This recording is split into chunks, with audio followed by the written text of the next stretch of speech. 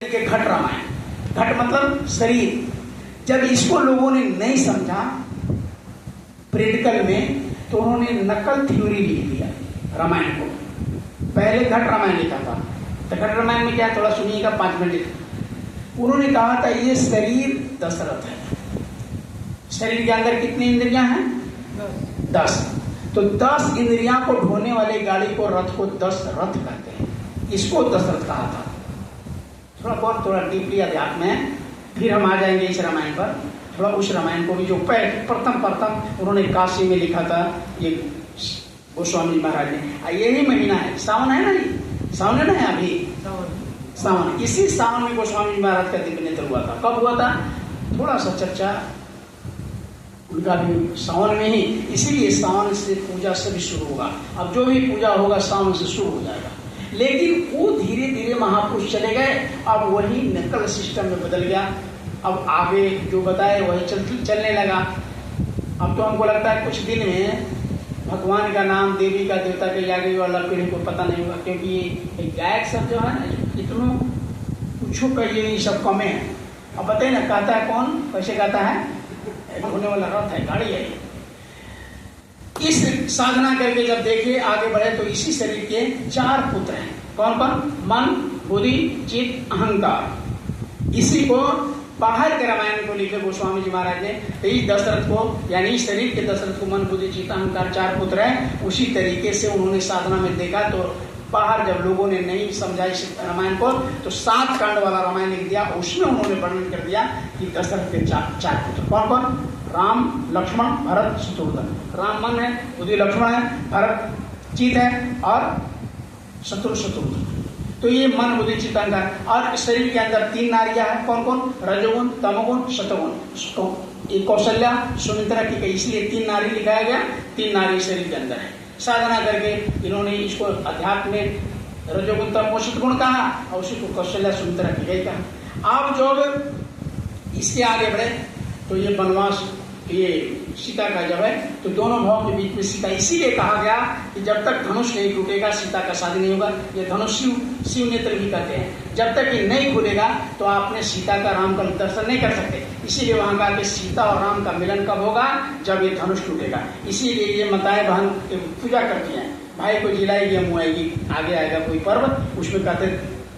तो ये सब मेरा अध्यात्म ऋषि महर्षियों ने बनाया था। लेकिन अब वो महापुरुष चले गए, तो बाहर से लोग ले आएगा कांटा, क्या क्या गोबर, और वही श्राप देता है भाई को। यहाँ अच्छा, छठ में भी यही करते हैं, मन को मारते। ये मन को मारना है, कहना ना, सुगा के मारना। सुगा मन है और धनुष यही है। इसी धनुष पर जिस दिन हम लोग सिमटाव करके यहाँ चले आएंगे, असली छठ हो जाएगा, असली भक्ति हो जाएगा, असली भगवान, देवी देवता सारे हमारे शरीर के अंदर है, हमारे भीतर। लेकिन महापुरुषों ने बाहर इसलिए बनाया कि आप बाहर करते करते असर कर लेंगे। तो इसलिए वो नाग पंचमी का मतलब है कि ये 5 नाग है सर।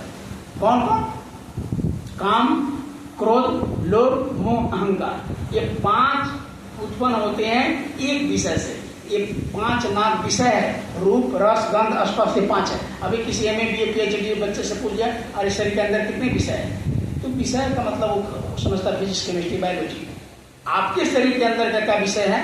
ये रामचरितमानस में गोस्वामी जी में उत्तरकांड में लिखते हैं कि गरुड़ जी महाराज ने राम से प्रश्न करते हैं कि एक वायरस से, एक कीटाणु से किसी का मृत्यु हो जाता है, और प्रभु जन्म लेते ही 5 कीटाणु जिसके अंदर प्रवेश कर जाता है, उसका कैसे कल्याण होगा? भगवान राम ने तुरंत जवाब देते कि नहीं गरुड़, अरे उसका तुरंत उपाय होता है। कैसे? कहा कि 5 जो कीटाणु है, रूप, रस, गंध, स्पर्श। देखो, जहाँ बिजली होगा ना, वहाँ कीट आ जाएंगे, क्योंकि विषय परमात्मा ने उसको देखने का दिया। खाने का विषय किसको दिया? मछली को। कितनों फेंक दीजिए, कितनों खट्टा मीठा कुछ भी फेंक दीजिए, नाक झाड़ दीजिए, बच्चे का टटी फटी मछली टप टप टप करके खा जाए। यहाँ तक कि मतलब मरा हुआ जानवर फेंक दीजिए, मछली टप टप टप करके निकल जाता है। परमात्मा ने मछली फिल्टर करने के लिए बनाया था। लेकिन अच्छा, बच्ची दुल्हन आती है तो देखिएगा मछली दिखाते, पूछिए मछली क्यों? तो बहुत लोग कहता शुभ होता है। आप पंडित से पूछिए तो वीर होता है। अरे भाई वो नहीं, उसका भी कारण था दिखाने का हमारे महापुरुष। तो नाग पंचमी का मतलब है कि 5 नाग 2500 नाग। ये 1 से 5 उत्पन्न होता है। एक देखने से, अगर अभी आप यहाँ बैठे हैं, एक बार कान में कोई कह दे कि आपके घर को तो जला कर राख कर दिया, अब आपको साफ जागृत हो जाएगा, काम को साफ उत्पन्न होता है। तो एक सुनने से, एक देखने से, खाली आपने देख लिया कि हमारा गाड़ी पर कोई कुछ भी कर दिया, या हमारे बहुत अच्छा पेंट किए दीवार पर कुछ कर दिया कीचड़, या कपड़ा पहने, खाली देख लिया तो आपका पारा हाई हो जाएगा। तो एक विषय से यानी देखने से 5 उत्पन्न होते। इसीलिए कवि साहब ने कहा कि 5 से 25 से बचोले मानी चुनरी, अब नल्ला सारम धोले मानी चुनरी। ये निर्गुण है, लोगों को समझ नहीं आता। यानी 5 से 25 इसको चुनरी, शरीर को चुनरी का, और उसी 5 से माने 5 विषय से बचाए हैं। 5 विषय से बनता है 25 प्रकृति। तो कौन कौन है? काम, क्रोध, लोभ, मोह, अहंकार एक विषय से उत्पन्न होता है। तो इसी को कहा गया नाग। इस नाग से बचिए, इसको दूध पिलाइए, यानी कहने का मतलब साधना करके इसको सुताइए, इसको मतलब उसको उफान पर नहीं होने दीजिए। ये महापुरुषों ने कहा है। थोड़ा 2 लाइन कर लीजिएगा, आरती कर देंगे हम लोग। ये महापुरुषों ने, कबीर साहब ने इस पर बड़ा जिक्र किया है नाग नागिन पे। ये क्या है? गुरु जी मोहे दीनिया जब जड़े,